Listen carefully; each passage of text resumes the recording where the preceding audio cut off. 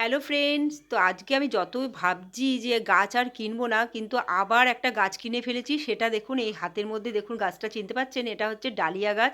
তো আমার যে ডালিয়া গাছগুলো ছিল সেগুলো তো অনেক দিন আগে লাগিয়েছি, দেখুন কুড়ি চলে এসছে এবং খুব ভালো গ্রোথ হয়েছে।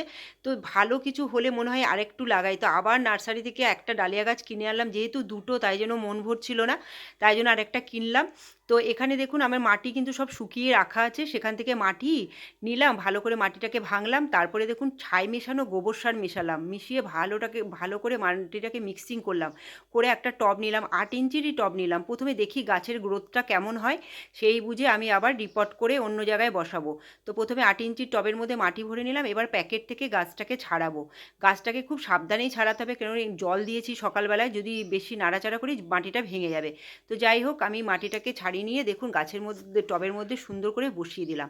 দেখা যাক কি ফুল হয়, কি কালারের ফুল হয়। আর যত যত দিন যাবে আপনাদের সাথে আমি গাছটা শেয়ার করতে থাকবো। তো যদি ভিডিওটা ভালো লাগে সাবস্ক্রাইব করবেন।